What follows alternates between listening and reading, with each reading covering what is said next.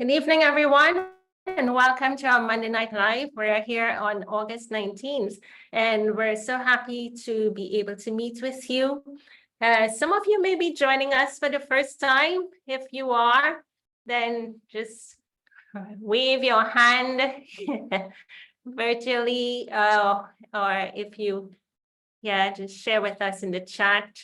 And if you're joining us for the first time, just let us know where you are coming from. Okay, we see have our folks from Ghana who are present. Welcome. And yeah. Okay, wonderful. And do remember that we are here every Monday evening, and we encourage you to share the link with your friends, your family, your church members, your colleagues, because we have interesting topics every time lined up for you.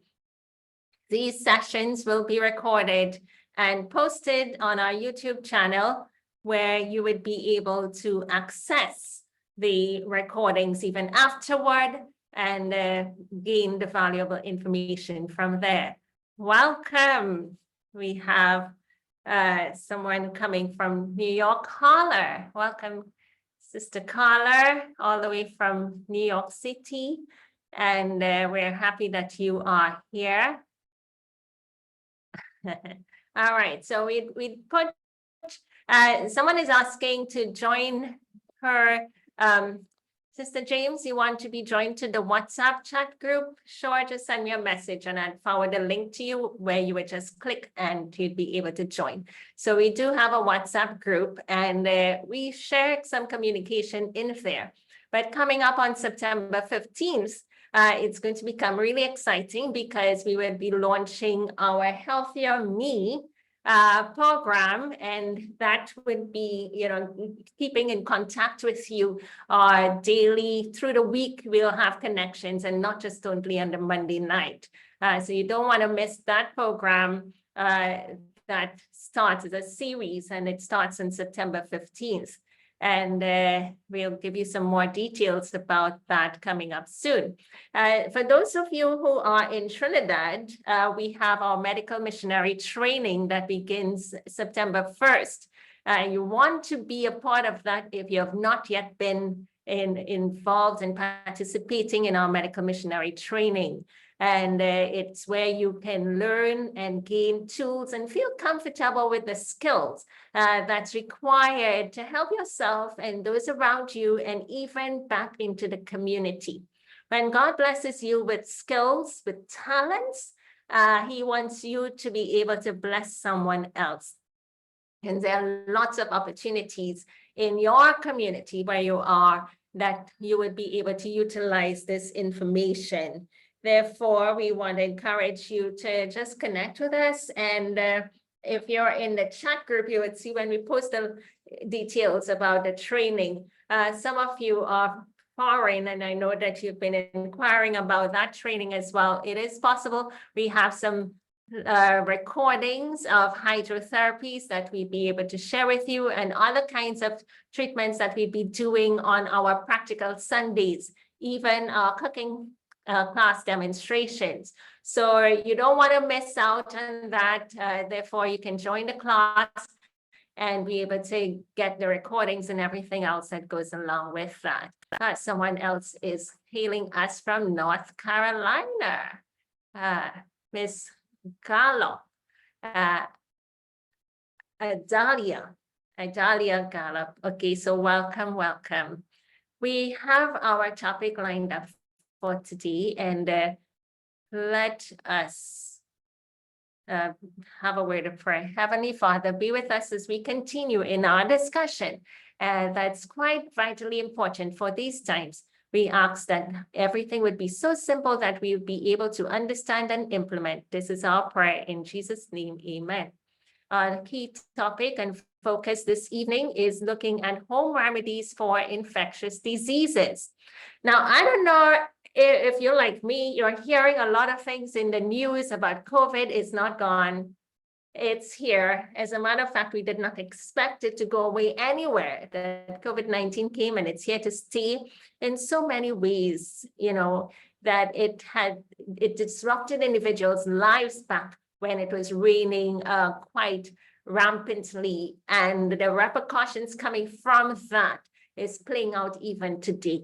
And therefore, the long COVID or the damage that has been done to individuals, to their brain or other organs of their body, their heart, their kidneys, their lungs, and the turbo cancers that are rising. The cancers are, it is out of this world, where you're seeing individuals, they feel unwell, something prompts them to go to their medical provider to have a check, and then finding out that there is a mass, and they're finding out that it is cancerous. And at the same time, it is fourth stage. Years ago, you would know that a cancer will take like about 10 years in the making. And we would say, it didn't happen now. It's been there in your system for about 10 years. But the cancers that we are seeing today, unfortunately, it is very aggressive. It shows up in the system. And when individuals are finding out about their cancer status, it is also a fourth stage, meaning that it has progressed, it has spread to other areas of the body. Now, I could use big words and so forth, but I like to use simple words so that everybody would understand. So it spread to different parts of the body. And with that brings on the dysfunction of those areas of the body, and the individuals have the challenges to face. So it's something that we need to recognize, that COVID-19 really has impacted everyone. And then we have monkeypox that came on the scene, and it seemed to sort of lay low for a while, but now you're hearing World Health Organization making declarations about monkeypox. And it's showing up in different countries. Individuals are seeking to get vaccinations for them. And there are other infectious diseases that are lurking around. The big question comes, if you feel sick, then what do you do? And you're wondering, what do you have? What infectious condition do you have? So I'm talking to you from Pure Wellness Lifestyle Center. We're all the way in Trinidad and Tobago. Now, infectious diseases. Now, last night I was on a flight, and sitting next to me was a passenger that from the moment I sat in the seat, within a minute or two, I heard her coughing. And I was like, uh-oh, this is, we're on a flight. Could this be some infectious condition that's transported from one country to another? And that I'm sitting next to someone that has some respiratory issue. So I had a scarf, and immediately I draped it over my head and across my nostrils. I had no mask. I was like, this is not the bag with the mask. The bag with the mask is in the hole of the plane. So I had to improvise. I put the scarf over my nostrils to create a barrier. And I'll tell you why it's so important to protect your nostrils. So as I did that, and I just stayed still and closed my eyes and waited for the whole journey. And when I got home, I did something. I took something to help if there was any chance that her situation was infectious. And I picked up something, then I made an intervention, and I'm going to share that with you as to what I did. So my thought was, why not share this topic with the folks tonight so that you can have the tools in your hand, so that you will be comfortable enough to know what to do if you were exposed to someone who was infectious and you felt unwell, or even better yet, take precaution so that you do not have to get sick, because prevention is important, and prevention can save you from a whole lot of ills. And you have no idea until you allow yourself or the viral condition grows in your system and you see how severe it can play out in you. If you were able to prevent that, you would save yourself so much pain and suffering, headaches and fevers and body aches and all the things. So that's what we need to look at this evening. It's a big topic, but we're just going to focus on a few natural home remedies that you can engage in and utilize. Okay, great. So infectious diseases. Infectious diseases, and what are they? Now, they are caused by pathogenic microorganisms such as bacteria, virus, parasites, and fungi. And the diseases can be spread directly or indirectly from one person to another. And that when you see an infectious condition, you have bacteria, viruses, parasites, fungi, all of those can be spread. So for example, a bacterial infection can be cholera, dysentery, pneumonia, tuberculosis, food poisoning, urinary tract infection, sexually transmitted diseases. All of these have some bacterial foundation that can play out in the human body. And an example of viral infections, these include the common cold, the rhinovirus, coronaviruses, adenoviruses, meningitis, herpes simplex virus. And some of these viruses actually stay within the body and they don't leave. They may be dormant, but they don't leave you. And the herpes simplex virus is one of those, that it will show up itself and you may get little bumps on the genital area. You may see, little spots here and there, and that may quiet down. But when your immune system drops low at any point in your life, it can surface again. What can infections from HPV and HSV, gastroenteritis, COVID-19, Zika, dengue, and the list goes on for viral type infections. You also have fungi infections, such as Candida, athlete's foot, ringworm, rash on the skin, some eye infections, just to name a few, that can come from some fungal source. Then you also find that there are certain conditions in the environment that can lead to fungi infections. Inhaled yeast and mold spores can lead to fungal infection. And when you have a situation coming from inhaling mold, fungi infection, so you gotta address it from a fungal standpoint. And when you do that, then you're able to help and counteract the conditions that one might be experiencing.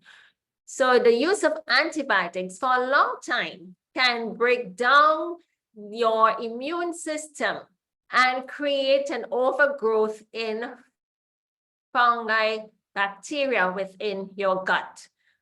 Weakened immune system, thereby goes along with that, and immune suppressant medication can cause an increase in fungal bacteria or fungal types of bacteria in your gut.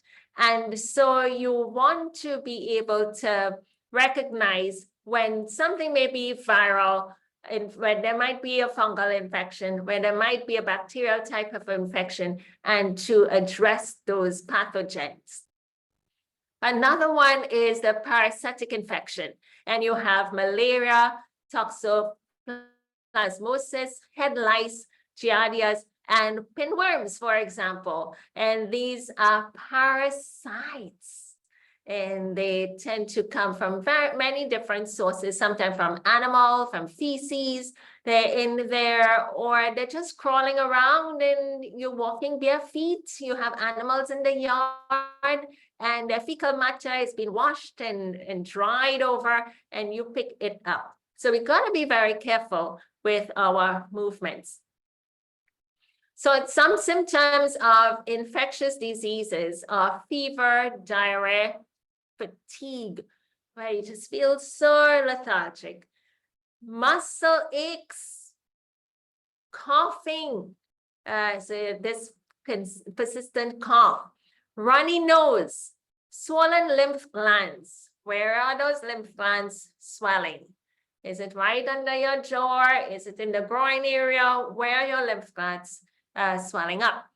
Flu, pain, rashes, brain damage, depression, and anxiety. Did you know that was connected to infectious diseases? So all the itchy skin. Then you have the manifestations of different bumps or breakouts on the skin. All of those can come from some form of infection in the body. But where do we get these infections from? A mother to her unborn baby. It is possible. Studies have shown that in the placenta to the unborn child into the fetus can have infection, or when they're coming through the birth canal, they can pick up an infection. Humans to humans. One human is affected and that person can pass on, the person is now infectious and can pass on that infection to someone else. Animals to human. Now, this wasn't something that was so easily perceived in terms of the numbers of infections that can be passed on from an animal to humans, but in today's world, it is happening. Long clothing sweeping contaminated floor. A very observant family member of mine mentioned the other day, that he recognized these women dressed in their long clothes and they were just walking on the streets, but it was just dragging on the floor. And when that happens, you're picking up any infection. People like to spit on the floor. What are they spitting? A lot of time they're hacking up mucus. And spitting, that dries, but the infectious agent is in it. Your clothing pass, and it's not only the ladies that may have long dresses or skirts, the men also have their trousers that sometimes it's so long, it's right there under the shoey heel. Have you seen that? And when that happens, they're mashing, and they're mashing anything. So that's another thing that we need to watch. Be mindful and very careful that we're picking up contaminated matter. Handling mold and mildew and dust mites and so forth in your home or in your workspace, wherever you are, by touching it or it getting onto your clothing, on your shoes, on your bed, on your towels, and anywhere you are. If you see mold, run from it, hate it. Seek to do whatever you can to get rid of it.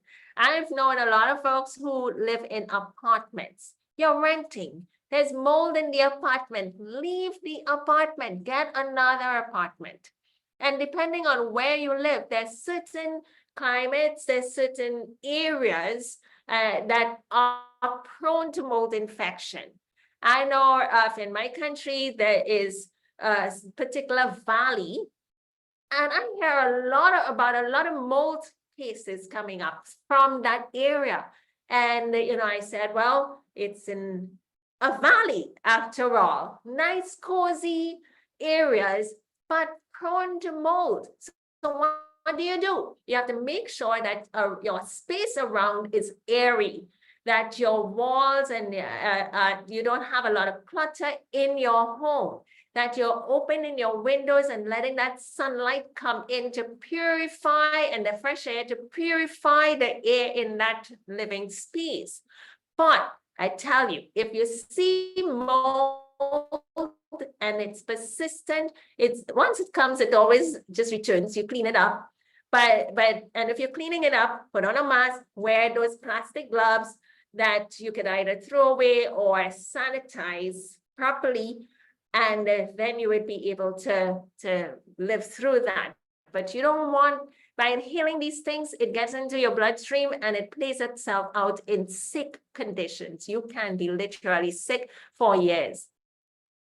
Contaminated food, if individuals who have the flu or a cold should not be preparing food for others, because that they can easily pass on their virus to the eater. I've seen that so many times. You know, have you ever eaten a meal and after you could tell that your throat didn't feel well, and it just developed into some flu? That is real. So individuals need to take caution. If you're sick, don't prepare meals. And then contaminated air, you know, with the mildew spores, or just polluted air can yield to sick conditions. Pollution is real, where you have carbon monoxide polluting the air, fumes from combustion factories that letting out all of that waste matter into the air. That creates a sick condition in your environment, and that can lead to sickness and other conditions. So here are a list. The National Foundation of Infectious Diseases, on their website, they have a list of infectious diseases: chickenpox, coronaviruses, diphtheria, Ebola, flu, hepatitis, HIV/AIDS, and the list goes on. So all these are a whole lot more from A to Z. Now, in coronavirus, we have been through that, and a lot of folks may have had experience. You may have gotten coronavirus or some other gross virus, flu, cold. And what do you see are some of the common conditions? Sore throat, runny nose, fever, dyspnea, which is a labored breathing. I remember getting a little bit of that, where every breath you take seemed to be like you really have to breathe deep. You know, you're taking those deep breaths. I remember that happening one time, and I was like, what's this? You know, all these new things that we experience, what's this? And you had to take some intervention in order for that situation to clear up, because you live, you breathe, you don't really pay attention unless you had a severe respiratory issue. And therefore, from the moment you feel a little thing off, just stop, think, this might be something more. This might be some viral infection. Let me do something to take some precaution. A cough, fatigue, we went through some of these, chest pain, diarrhea, sputum condition, and hemoptysis, which is where you find blood. We're coughing up, and I've spoken to people where this has happened to them, and they're coughing up and they're coughing up blood. They get really scared. I'm like, okay, it's a symptom of the coronavirus. And the headache that they can, individuals may have, really pounding, intense head pain, pneumonia, kidney failure, severe acute respiratory syndrome, or some folks have even died. But the incubation period could be anywhere from 2 to 14 days or less. This is like a typical flu virus time frame, but the kinds of flus and colds that's being transmitted today, these viruses that are being transmitted today, happen almost instantaneously. You travel in a vehicle with someone and they're just talking to you, they are infectious. By the time you move away from their space, within an hour, within the next hour, you're feeling your throat weird, you're feeling your head dizzy, or a headache, or immense fatigue. And this is the world in which we live in, that things are not normal. Therefore, you need to take these aggressive approaches and don't take anything for granted. And I want to repeat, don't take anything for granted. You don't feel normal. And I hope and pray that some folks know what normal feels like, because there are individuals who have been so unwell for so long that you don't know, you forget what normal feels like. All right, so I see we have Grace, you want to ask a question? Your hand is up. Okay, so I'll just lower your hand and maybe it's just an error on the phone. Nice. So here are some home remedies that can help to counteract these infectious conditions that we are faced with. Now, we could be very specific. Let's talk about coronavirus. We could be specific. Let's talk about monkeypox or any other that's looking around on the horizon in certain countries today. But there are some general foundational principles that can help you to keep your immune system optimized. And when you seek to do that, that is going to help you go a long way, because next week, you may hear about another infectious conditions. Infectious conditions are here with us, and they have been with us for centuries with human beings, and they will continue to be with human beings because we live in a sin-sick world. And the situation around us is getting progressively worse as the days and years roll on. And it's not going to go away. We're told that in the last days, there will be pestilence in diverse places. And you will have sick people. Many sick people will be among us. And for so many different reasons, but infectious conditions will be one of them. And through the centuries, you just see it's like a cycle. A rise and a fall, but a rise is surely coming again. And there are a lot of cues on the horizon that's telling us that something else is coming. So how do you prepare yourself? And how do you help your body to be strong to fight should something come to you?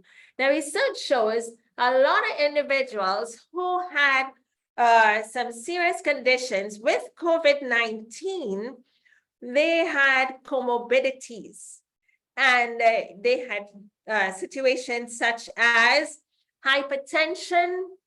So if you were hypertensive and you were exposed to the coronavirus, you got sick and, grossly sick.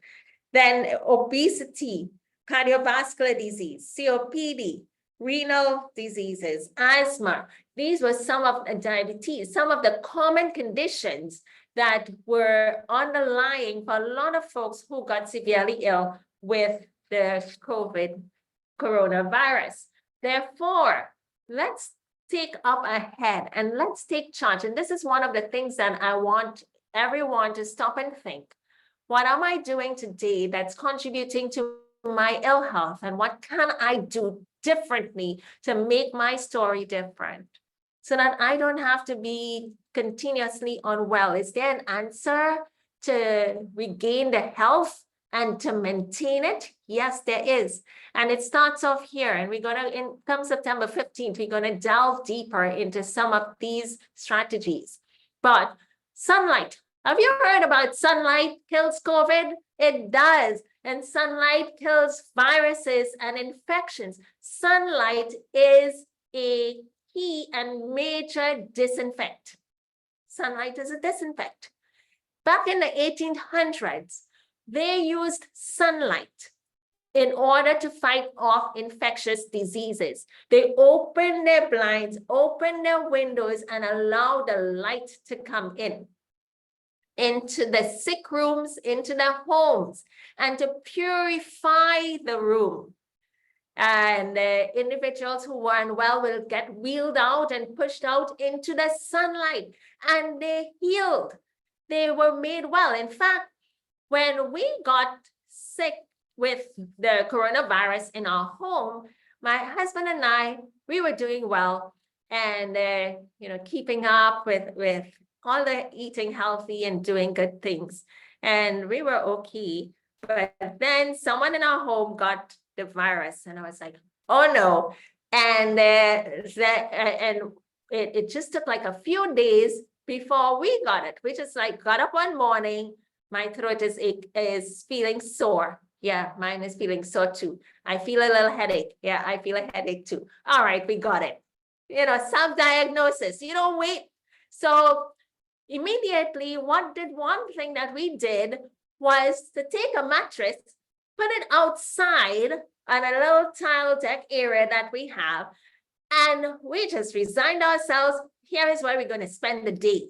So we just waited for the sun to come up, like about 8:30. All right. And just it started coming over the house and getting onto us. And we stayed there like until about 2:30. Yes, in the hot sun, through all the sun. Well, I cheated a little bit. I took a sheet and covered my feet, but the rest of my body got sun on my arms and everything. Put a pillow out, sleep, and just take all the sun. It helped. We did not get severely sick as others, and it made the COVID virus seem like a breeze over if you knew what to do. And a lot of people, if they knew what to do, it just made it seem like so simple. But the sunlight can help. Individuals may also be vitamin D deficient. So right away, you're going to go into the sunlight and bump up your vitamin D level. Spending the time out there, it's energizing. I tell folks it's like solar energy that you're soaking up. So it gave me so much energy that I did not feel unwell. But one of the things when you get sick, if you get COVID-19 or monkeypox or any of these infectious diseases today, you need to rest. In 1918, when individuals got that Spanish flu, one of the things is that they rested during and even up to about 5 days after they felt recovered. They continue with the rest in order for them to have full recovery.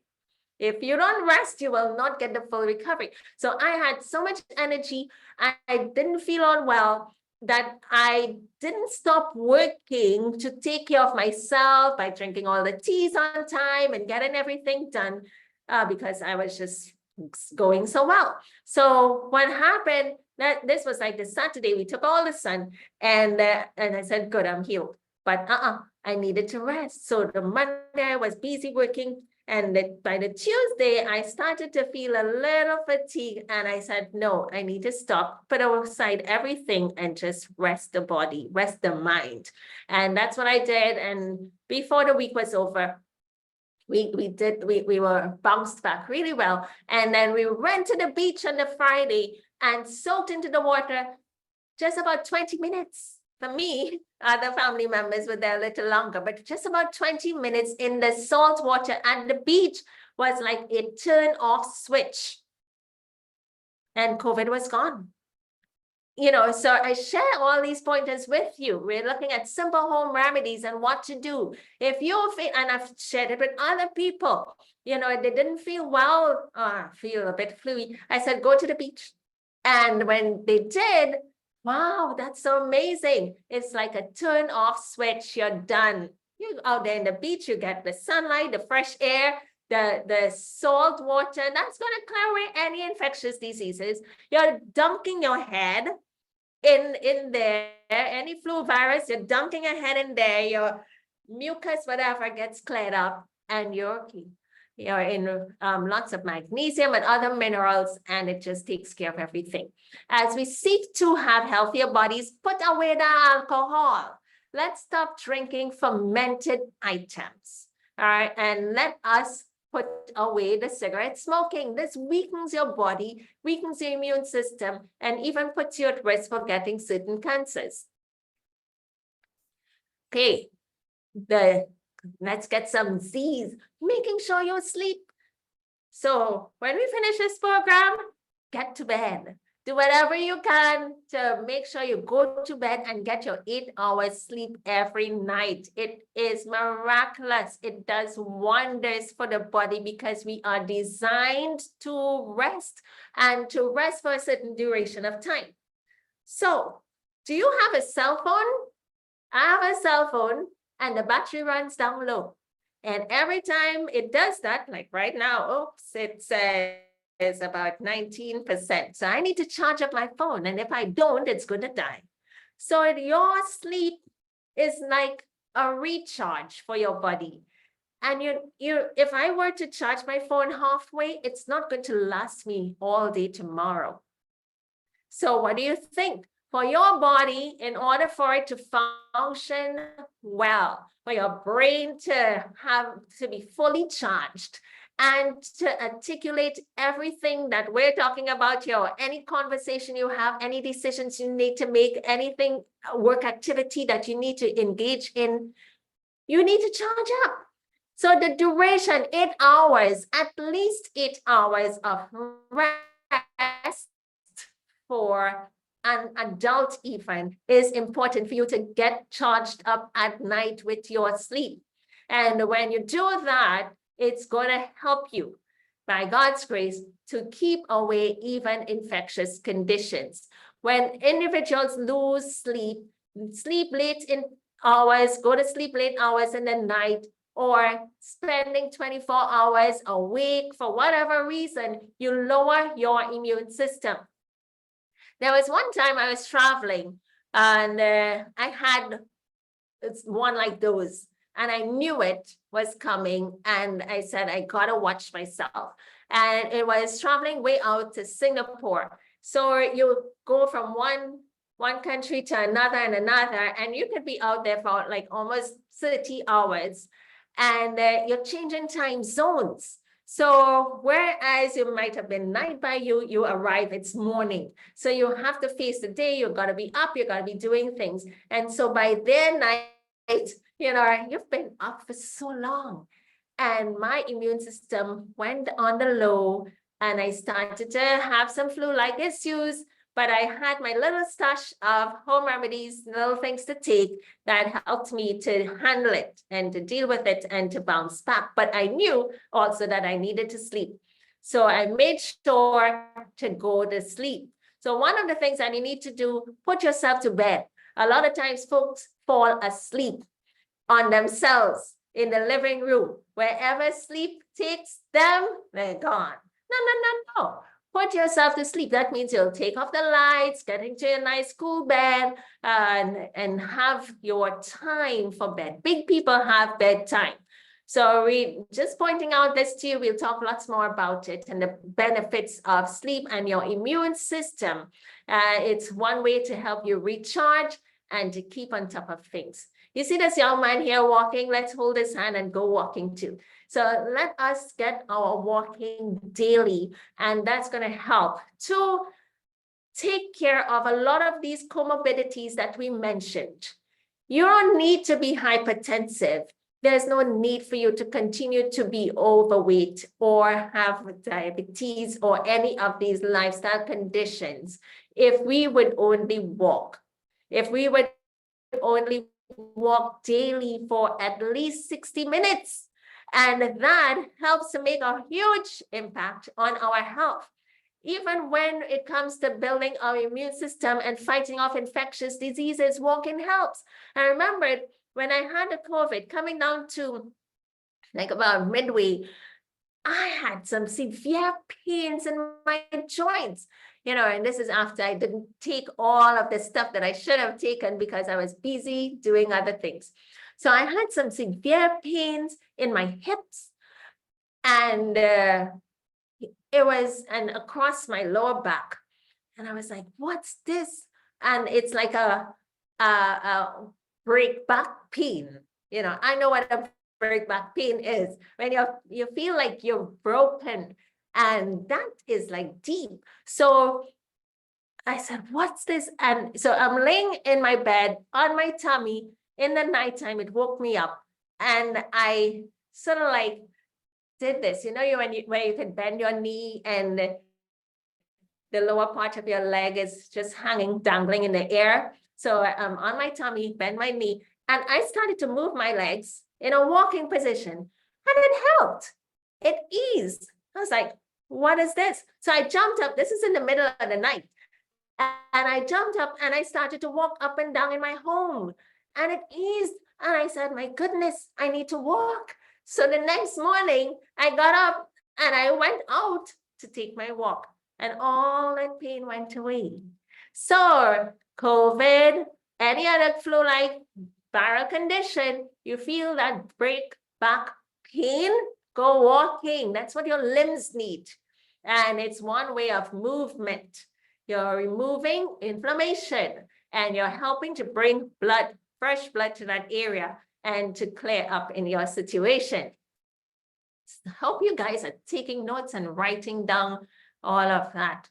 Walking in place at home when you cannot go out. Okay, so someone is sharing with us that, yeah, even if you cannot go outdoors to walk, walking indoors helps tremendously. It does make an impact. All right, somebody asked the question, what about shift workers? Their circadian rhythm are affected by lack of sleep. That's correct. And they have a challenge, and shift workers, that's why they give them some extra pay because of the price, the cost that they have to put out because they're working those night shifts. And the circadian rhythm is off and they can have issues. Just a matter of time if it doesn't show up. No extra pay, oh my. It will impact you. However, try in the daytime to set yourself on a routine. That's what the best you can do. Put yourself on a routine. There's certain hours that I must get my sleep, make the room dark, make it cool, and be disciplined enough to schedule other activities outside of that sleeping time as much as get the rest. You'll get rest, you'll get sleep, but the night sleep is of a different quality than the day. Seek to get some different job that would, get a different job that would allow you to rest in the nighttime. All right, drinking water. Let's see our time. Drinking water is super important, and that can help to boost your immunity as well as to flush the viruses away that's residing in your system. Sore throat, drink water, drink it. It's going to send that little bug down your bowels and out. Another thing with drinking water helps improve your bowel movement. Don't be constipated in the time and in the midst of any viral infection, because you're going to keep all of those viruses within you, especially if you're making efforts to get rid of them, to kill them. So it's going to stay within you and you need to flush it out. So let's get that. In the midst of these challenging times and to optimize your immune system, eat a variety of fruits and vegetables. All right, look for all the green foods and eat them. Eat a variety, all your vitamin C, your antioxidant. Look at these pretty colors. Oh, your body will just be so happy for them. So eat them. Look at it, go over here. And don't limit yourself. This is food. This is medicine. A lot of folks like to repeat the phrase, let food be your medicine, but do we actually make it our medicine?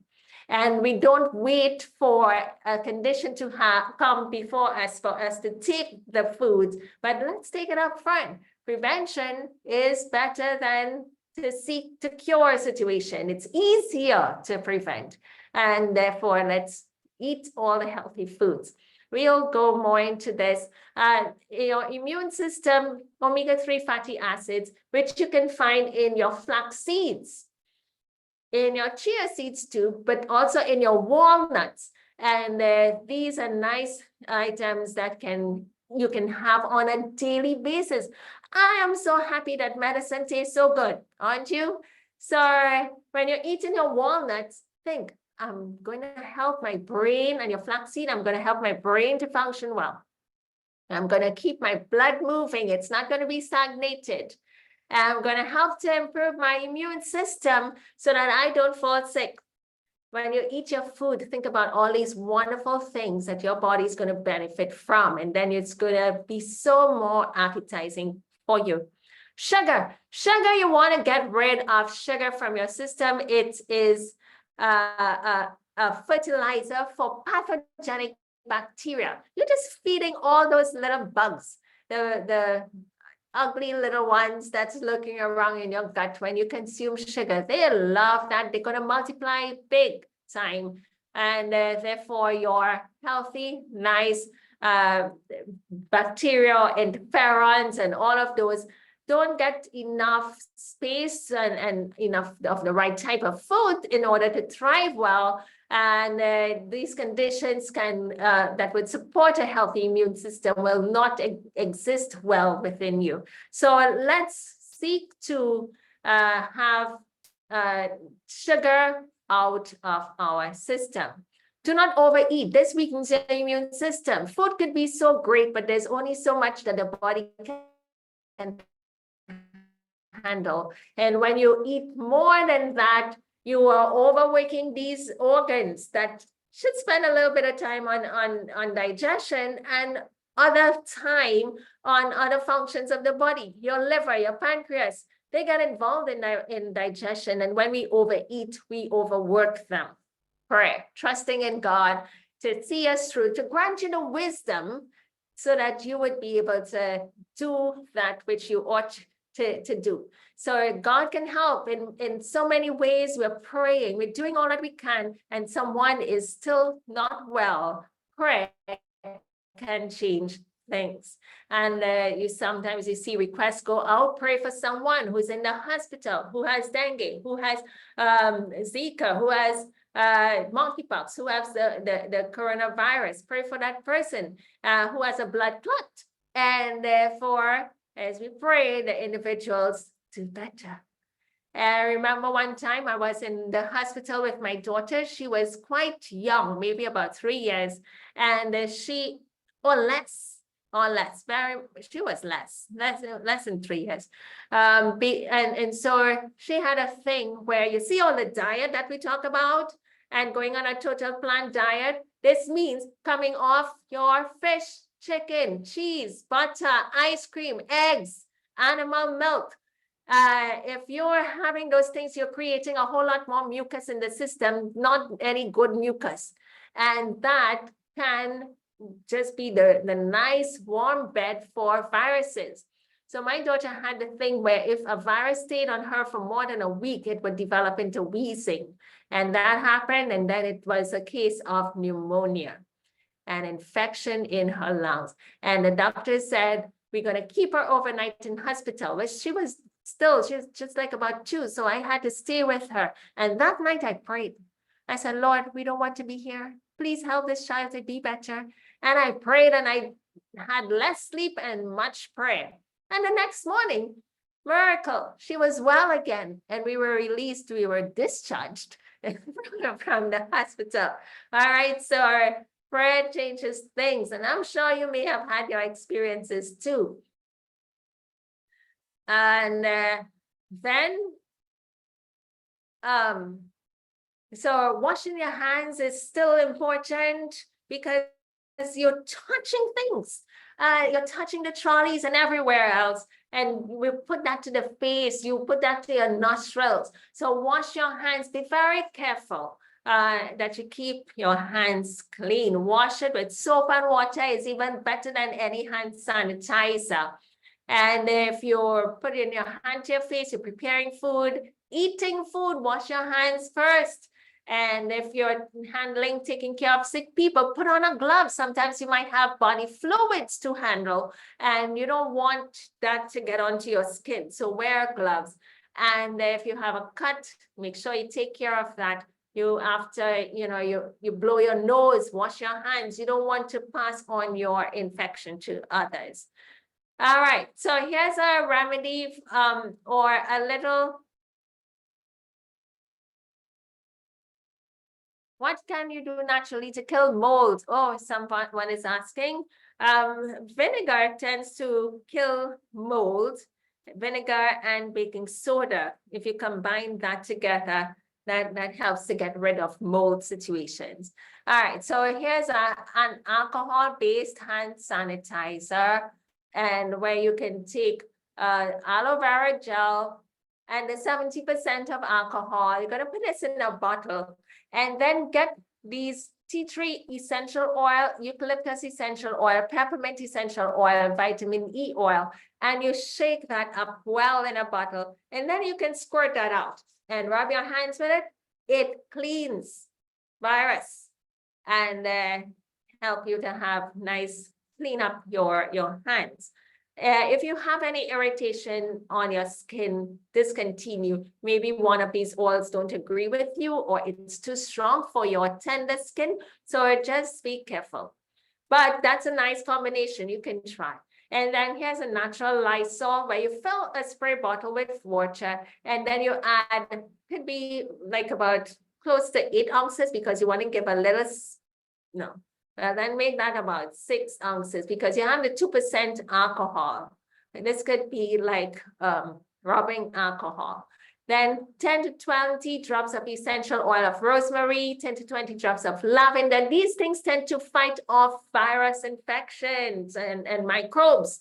And so as you shake that all up, you can now go and spray your surfaces of certain areas in your space. Now, do a test. Don't just go spray down everywhere because you may have a nice leather chair that doesn't like these essential oils and it peel it up. So just, but some most hard surfaces it should be able to take. Just test it and see what works well for you in your bathrooms. And, you know, people around the world tend to use these combinations of items. Now, I want to show you something.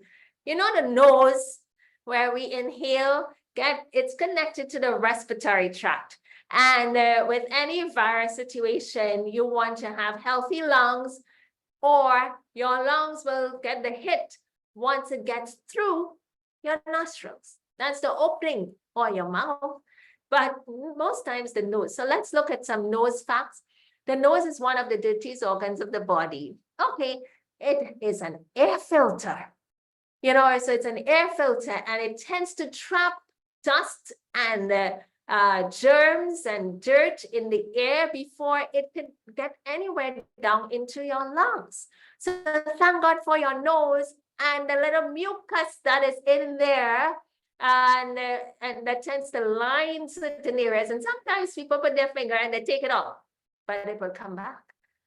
So when you have the little mucus around, it tends to trap any dust or germ, and that will therefore prevent the little bugs from getting into your lungs. That's a good thing. So if your mucus becomes sort of fluid and you blow it out, that you find that's could be heavy mucus sometimes, and that comes out and you blow your nose, you're getting rid of waste matter. And this is very important to note that anti-expectorants, where it prevents you from coughing up, you know, and you have a flu in the midst of a flu or a cold, by using anti-expectorants, they tend to slow down the production of your mucus. And therefore, this mucus that should have been there as a protective layer to fight off infectious material or agents that can come to you is not there. So let's use the simple natural ways, and I'll show you a natural way in which you can clear that nostrils. All right, so we will look at that. So here's a neti pot, and neti pot is one. You can also get a syringe and fill it up with a saline solution.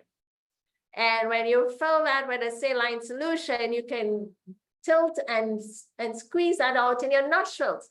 Mommies do it for babies. Yeah, they have mucus build up in their nostrils, they're congested, and they just squirt a little saline solution in there and it loosens up everything and it tends to run out. Yeah, and then what do you do, mommies? Nice, loving mommies will go put the nostril, and daddies too will put the nostril, the mouth over the baby's nostril and suck in. And you get mucus in your mouth and you spit it out. Nice, and the baby is relieved and happy. They poor baby, they can't blow it out. I hope we have some nice mommies and daddies on the set here tonight. All right, it's an experience. Don't miss it out if you have a young one. It tends to help with the bonding. All right, so here we have a neti pot, and I have a nice video. The neti pot, it tends to clear the nostrils, especially if you have nasal allergies and sinus and the cold and the flu, you're congested. And I'm going to show you, remember last week we had our dear Sister Olive who spoke to us, but she actually helped us by demonstrating how to use a neti pot.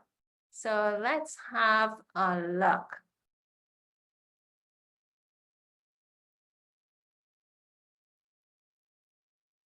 Good evening. My name is Olive Rami, and I'm coming to you from the Pure Wellness Lifestyle Center in Trinidad and Tobago. Where this place is a utopia. If you need a vacation, if you really need a real vacation, you need to come and visit this place. This is like a utopia. This evening, I will be demonstrating to you how to use a neti pot. The neti pot is used to clean your sinuses out. And so here's the neti pot. And this is like a little teapot with a spout. And to use it, you stall it off before you use it, each time before you put it into your nose. You will also need a teaspoon of sea salt. And you will also need 16 ounces of distilled water. Or if you have well water, you can use well water as well. This is usually done over your face bowl, but tonight for the demonstration, I'll be using this bowl, okay? And before I do the demonstration, I'd just like to share with you when I was a little girl on the island, my mom used to send us out into the sea to snuff the salt water when we had a cold, and it used to clear it right out. Okay, this is the equivalent to snuffing the salt water. So to begin, just let's imagine that the neti pot has been stalled off. And this is I'm gonna now put the teaspoon of salt into the water and you just stir it. Just stir it a little bit, make sure it's dissolved. And to begin, you pour a half of it into the neti, half of the water into the neti pot. There. Let me put a little, okay. And so to do the flushing, you stick the point of the neti pot into either side of your nose.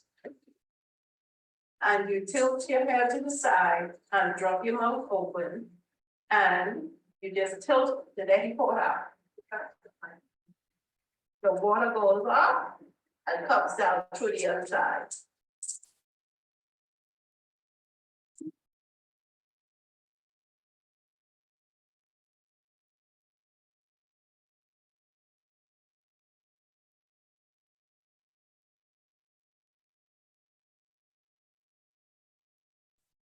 After you finish doing that on one side, you just blow. You do not hold your nose. You just blow. You'll be amazed to see how much mucus will come out of your nostril. Okay, so now we're gonna rinse it off again.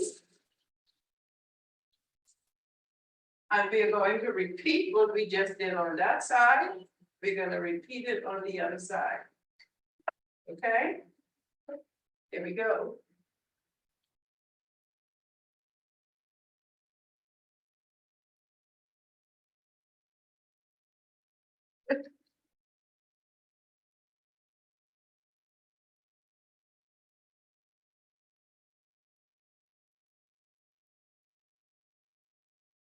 Okay, and that's all you need to do. And you feel so good. Now, whatever water you have left over, here's another thing you can gargle with it.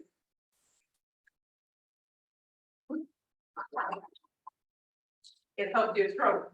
Okay, another thing you can do with it. You can take it and you can wash your eyes. When we were little. There you go. And you just rinse it off again. And you do the other eye. When we were little, we used to dive under the sea and swim under the sea with our eyes open. There you go, and that's it. That's all you need to do. Your eye would feel good, your sinuses would feel good, and this keeps you from having colds and runny nose. If you feel your nose running, run right away and get your neti pot.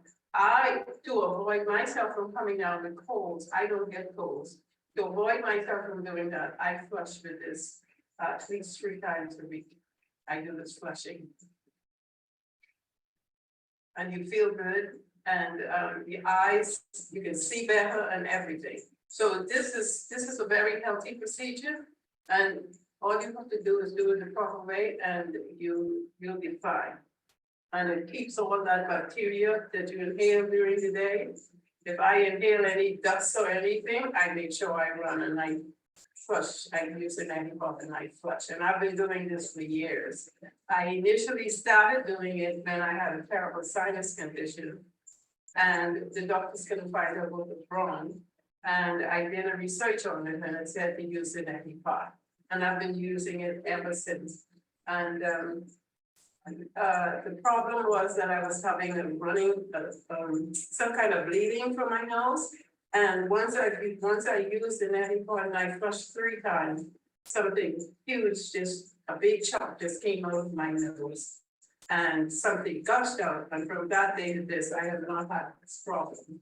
So I can testify to anyone that the neti pot works. Here again is the neti pot, it's like a little teapot, and when you finish using it, you rinse it out with vinegar and water. Do not put any soap detergents in this neti pot. Just use the vinegar and water and rinse it out. And just dry it and make sure you keep it covered that no dust get on it. And that brings an end to my demonstrations this evening. God bless. Amen. All right, wonderful. So yeah, we want to thank Sister Olive for sharing her expertise with us in terms of the neti pot. Yeah, she's actually online, and you ask all the questions you want in the chat, and we will save a space at the end. Just let us get through the couple pointers, and then we would be able to ask her some more about the neti pot procedure and how that worked for her. It's normal, simple sea salt that we use there. Okay, all right, so that's one. And the steam vaporizer. Okay, so if you don't even have a neti pot, as you mentioned, you can go in the sea and sniff up. If you're not near a sea, even just putting the saline solution in your hand and snuffling it up your nostrils and blow. We do that in the center when individuals come. We teach them how to do that. Or you can put it in a bowl and put your face into it. And snuffle up the saline solution and then just blow out a couple of times. All right, so a steam vaporizer is one that we can use. You feel your head congested, you don't feel good, oh, I feel so sore, like a flu is coming on. Don't wait for tomorrow. Sometimes individuals are feeling unwell in the night and they'll wait for the next day. Don't wait for tomorrow morning to do something. Get up. You may not feel like it, but tell yourself, I have to handle this now. I don't want the viral load to grow on me. And you get up and do something. So it might be a steam. I remember the other day, my daughter came home and she said, I have to sing in church tomorrow morning. And I don't feel good. My throat aches and everything. I said, good, come. And she said, she wants to do a steam. I said, fine. Do your steam, here's some golden seal, here's some oregano. We just gave her everything. The next morning, she was gone off early, could sing, do her day without any issues. It works that quickly. Get these things when they start, and it's just going to wipe off. So nasal congestion, head congestion, coughing situation, when you do the steam vaporizer, it increases oxygen saturation level in your system, where you might find you have low incidence on that. It helps to improve. Now, in your pot, what you're going to do is get a silver basin and put some boiling hot water in there, and you put drops of peppermint, 2 to 3 drops of peppermint, 2 to 3 drops of eucalyptus oil. You can put oregano oil in there. You can put 1 or 2 menthol crystals. Really count those crystals. Just a little pinch of it, because that tends to be really strong.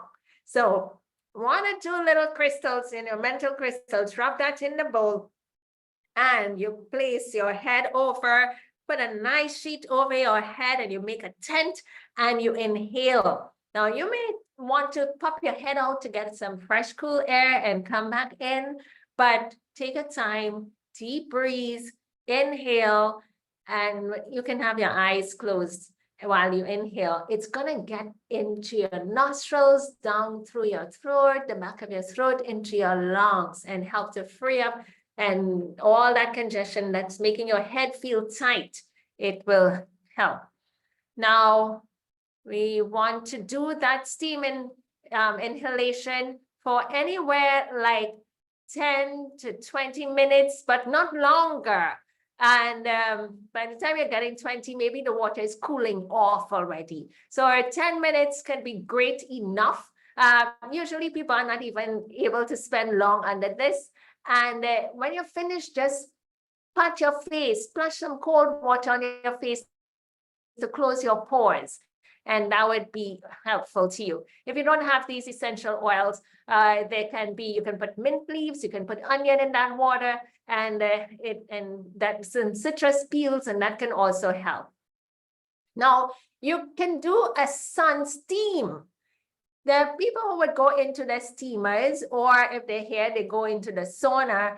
And you can also, we also do sun steam for folks. So you're in the sun, and you literally drape yourself with the sheet, a light sheet, and you stay there, and it is expected that you will sweat. All right, try to tuck in every little opening around the neck, all the arms, get somebody to help you, and it will help you. So this person she was gonna stay here in the sun for a while, and so she just threw a nice little rag over her face, not to get sunburn on her face, but she's steaming up under there. I remember a couple of years ago, one of my sisters, she was in Haiti, and she got sick. And I didn't hear from her for 1 or 2 days. And then I called and I said, what's going on? How are you? She said, I'm not well. I said, wow, what's happening? And she had infection. She had a meal, and afterward started to feel unwell. I said, okay. I said, this is what I want you to do.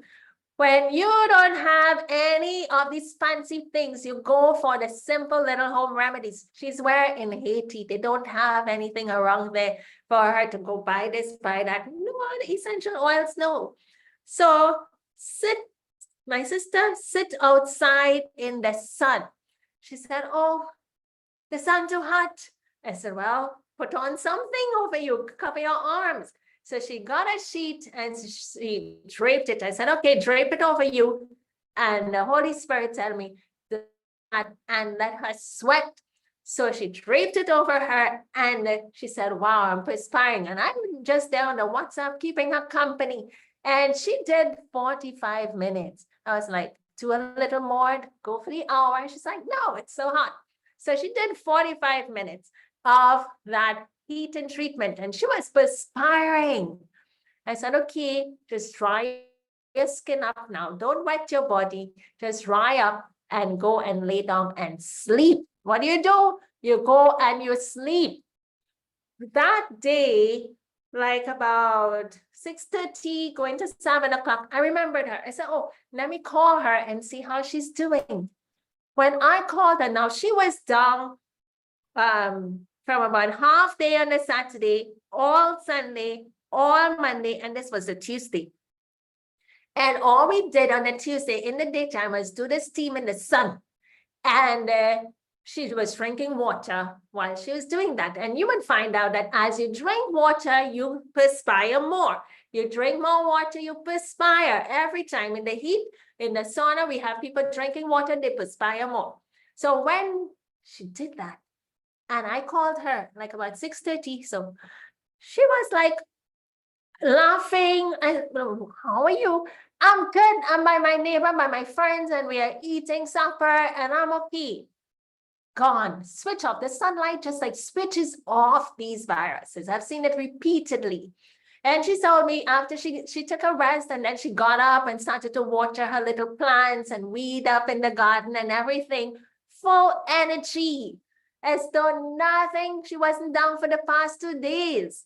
And so God has given us these things in nature. Remember, we showed the sunlight as a means of prevention and remedy. So we can use it in this way. So this is quite easy. Anybody can do that.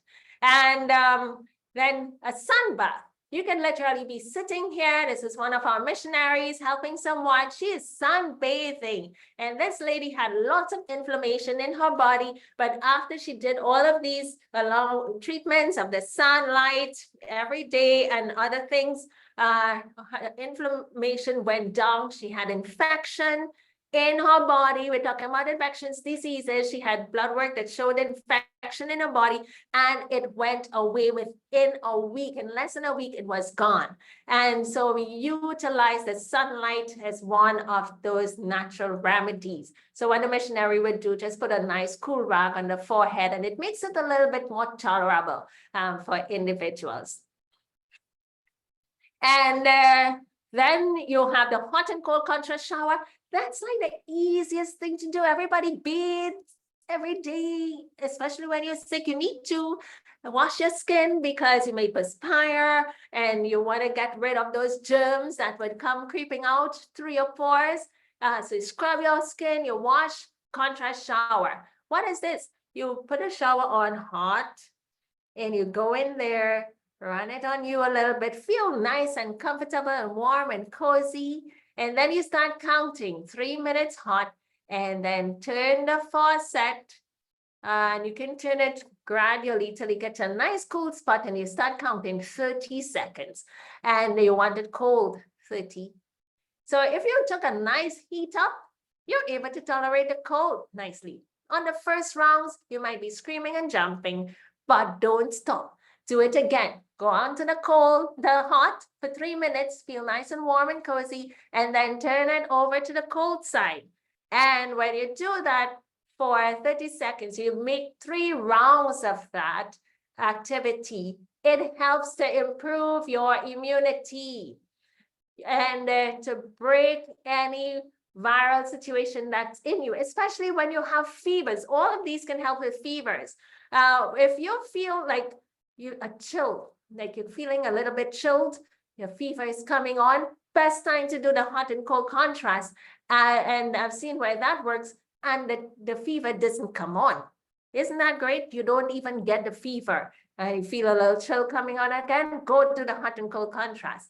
And then you do some other things that would get rid of the virus within. So the fever is going to heat up your body to try to fight off the infection. So you can use it, the shower method. If you have a bathtub, you can fill that with hot water and just soaking it, making it an artificial fever. Heat up the body, you find all the blood rushes to the skin, the surface of the skin, freeing up internally all your organs and everything, and taking with it out the virus. This is another nice one, a cold mitten friction for fever type situation, and also to help to rejuvenate the body, especially when people feel fatigue. They're weak and they're tired and they don't have the energy. How do you perk them up? You can simply do the cold mitten friction. Now watch this. You see the lady, she has, it's like a rag. Well, it's actually made like a mitten and she has a hand in there. But you can simply have your little rag and in a bowl with ice cubes and water. So it's cold. And that has been soaked in the ice. Wrong, you wring it out. It's not going to be dripping wet. And then watch what she's going to do. Look, she's rubbing and rubbing and rubbing that arm in this nice way. And you see the young lady smiling. It feels so good. And there's another one, rubbing and rubbing. And that when folks, they feel cool and relaxed. If you're anxious, nervous, and stressed and so forth, look, squeezing it out, and then you rub and you rub, and you move up the arm and come back down, and you do both sides. And it even helps people. I heard somebody did that yesterday here at the center, and the person just wanted to sleep afterward. It was so relaxing. All right, so one of the things that we want to show you too, finally, is the flu bum. All right, so somebody I'm coming. Right, so the flu bum is something that we used during COVID-19, again, using just what you have in your hand, in your home, in your kitchen items, anywhere in the world you are, you could find some ginger, you could find some garlic, you can find some onions, you could find some lemons, and so you could find water. So we use these simple things and it works. So here's what you do. You have put up and be ready. I feel flu-like, let me get some flu bum and bum it out. Okay, but so the thing is that we were working with are working with these super bugs, so we need to bum them out. So let's get the flu bum, turmeric, 6 inches of turmeric, or if you have the turmeric powder, 3 tablespoons of powder. Ginger, 6 inches of ginger, or 3 tablespoons of ginger powder. Garlic, 10 cloves of garlic. Individuals who have low blood pressure would reduce the garlic to like 5 cloves. And then the onions, 2 medium onions. This is raw stuff. And then you have 1/4 cup of lemons, and you have cayenne pepper and teaspoon of cayenne pepper, honey, 5 tablespoons of honey. If you're diabetic, leave the honey out. And then you have water, 2 cups of hot water. And you will just have this in a blender and everything. Water is warm. All of these items, it's going to finish and make warm and give you a nice rich color of yellow. And it can be thick, so blend it thoroughly, blend it well. And then you can take 8 tablespoons, 15. We have lots of variations of this flu bum, meaning that any part, any item in the flu bum, people have said they didn't have everything, but any part of it just worked. And it helped. And it even helped folks who were in hospitals and they got this to them and they were able to come out and be alive and well and recover fully with having had coronavirus in the COVID-19 peak season. So it helps, it works tremendously. We have a nice little thing that my sisters and I do. We make this and then we get some orange juice and we just add it to it. Sometimes I add some more lemon and more sweetener, honey, and I make it like juice. And I have a nice big jug and I pour it out in a nice drinking bottle and I sip it with a straw. And you just can drink juice. Medicine tastes so good. And so you just drink it and it helps. Get in there. Inflammation, gone. Your virus, they're done. And so you just get rid of these things. The congestion, that's going to go. You see cayenne pepper, that's going to bring out everything in there. Pepper, like some folks, including me, you can leave the cayenne pepper out and it still works well. So these things, this is the original one. There are variations of it, like I've mentioned, and that will be the topic of a whole other session. But here you can get started. If you have not used the flu balm yet, do be mindful of this. This is a great key answer. And here's another one. This is oregano oil, and another one of our go-to. When you see you feel like a little flu-like, you can take the oregano oil. Like I told you, my daughter said she got a function the next day and we gave her oregano. Here's what I did. I took, I did the one with the olive oil. So I took 1 tablespoon of olive oil, pour olive oil in it. And then you take the food grade oregano oil and we just dropped like about 10. So if you know your situation has manifested and it's heavy, go for 20. And because the virus today is very much more aggressive as time goes on. So you can do 10, 15, 20 drops. And we put that in there and then ingest it. Oh, back it up with some water, some cold juice, some hot water, and clear that away. Don't let it touch your lips.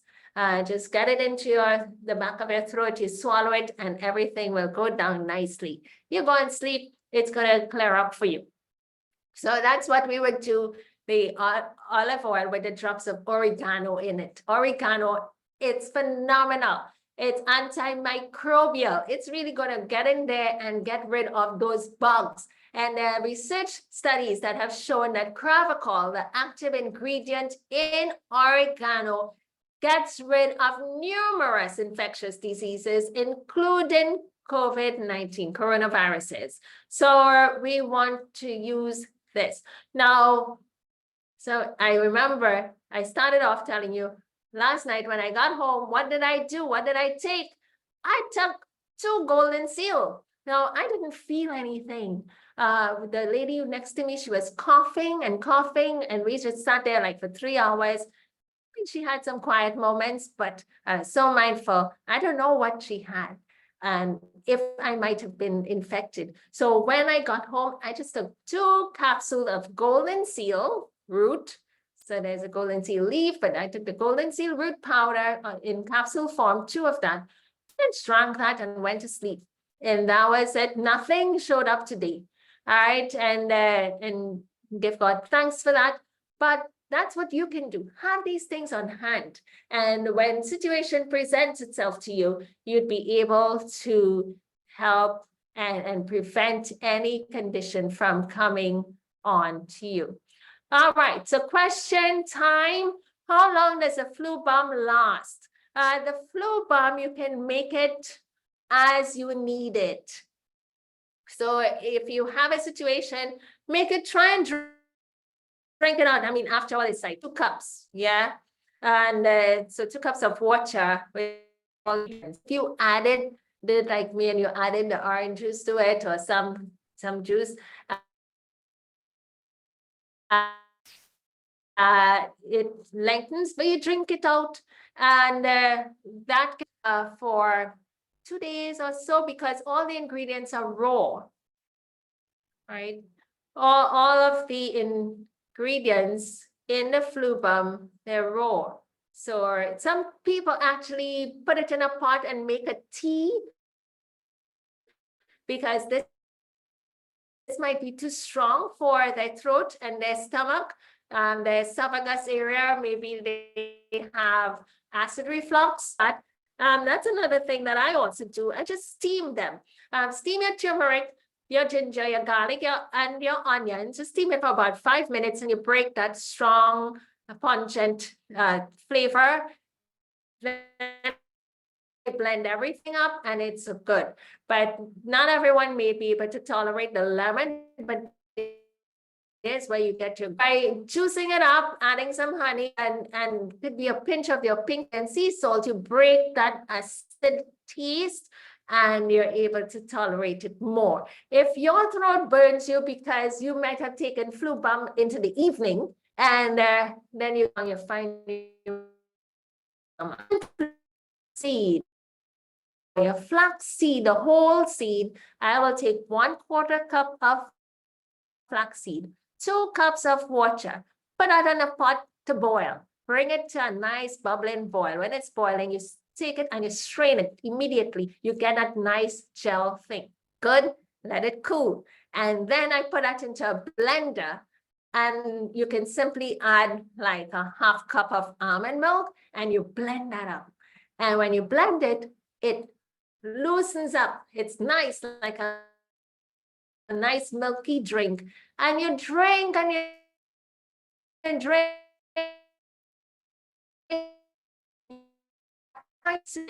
and helps to heal as well, and it's anti-inflammatory. So that's another way in which you can work things out. All right, so question, what is the ratio of salts to the water when making the solution for the neti pot? Sister Olive, if you're on the line, you can just simply unmute yourself to answer the question, or we just go back to the video. It's like 1 teaspoon. She showed, I think it's 16 ounces of water. Sister Olivia there? Okay. Or maybe Yes, she didn't get on. yeah. Oh, you're here. Okay. Wonderful. Hi, welcome. Yes. Yes, I'm here. It's 1 teaspoon of sea salt to 16 ounces of water. And the reason why you need 16 ounces of water, it's because the neti pot holds 8 ounces. So you're mixing it for both sides. Right. Nice. Okay, so there you guys have it. Oh, right.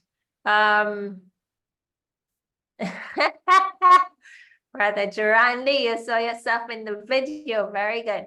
And yeah, so these are some of, I just shared like our go-to, and the COVID-19 and the flu bomb, everything, it is quite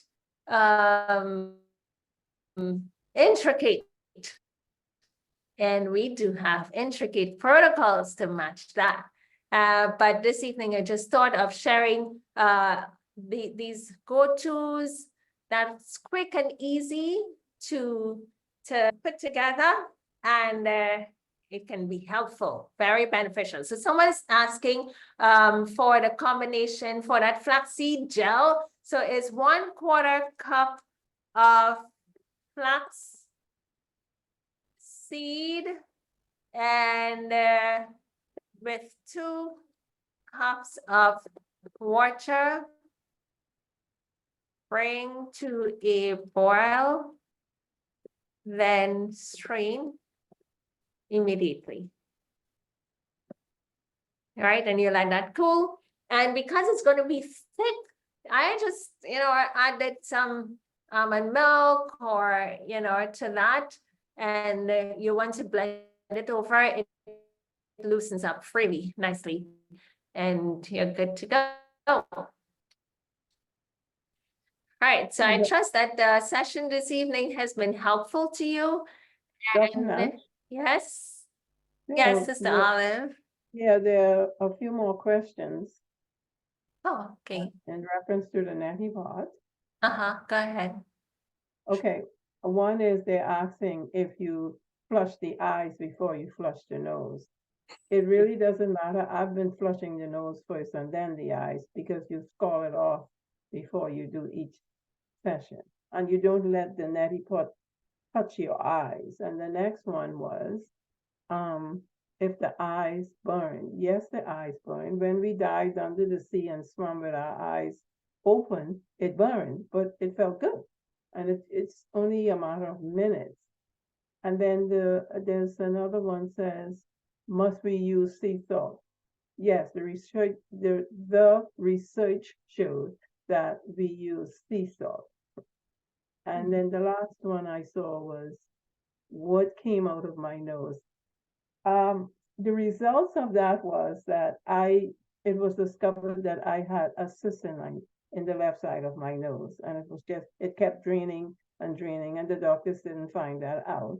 So once I started using the neti pot, I flushed 3 times, and then the cyst disintegrated, and I flushed again the following morning, and then I had no problems ever since.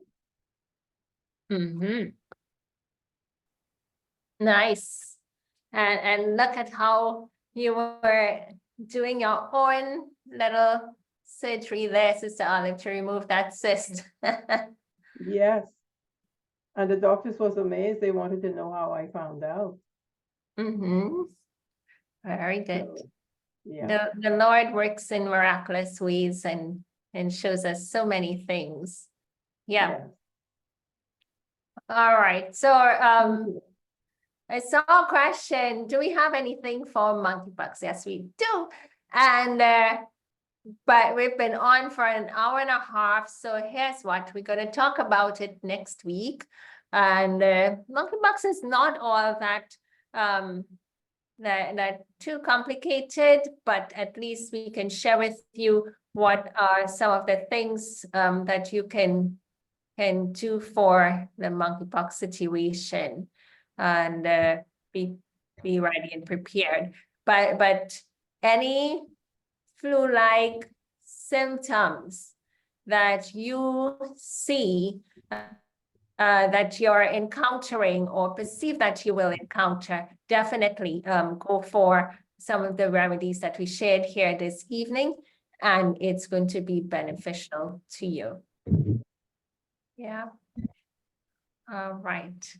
That one of the things that I want to reiterate is what we've seen is that you have all these variations of viruses, but thank God that the remedies, they remain pretty much stable to help us through and to make it through, and if it's been tested, you know, these things have been worked out and tested with individuals through the times. While they were ill, we were able to work with them and help them. All right. So as we here at this point, we want to close up. Again, do make sure to that this program has been recorded and will be posted up on our YouTube channel, and you would be able to go there and get the recordings of this week and the other weeks that has gone by. With that, we will close with a word of prayer at this time. Heavenly Father, we want to give you thanks for yet another session where we were able to discuss and come to the learnings of some of these situations that plague us. We ask for your continued intervention in every possible attack, or even in situations that we may find ourselves, that we would recall some of these remedies, put them into practice, and see that you have provided a way of escape and a way to bring healing to the body. We ask your mercies on these and other things. This is our prayer in Jesus' name. Amen. Amen. Amen. All right, thank you, everyone, just posting the YouTube channel here in the chat. And do join our WhatsApp group. Message me if you're not yet on the WhatsApp group, and we'd be able to get you up and running in there. Thank you, and do have a good night. God bless you. Thank you, Dr. Nash. You're welcome, Sister Raman. Okay. Thank you, everyone. You're welcome. Oops.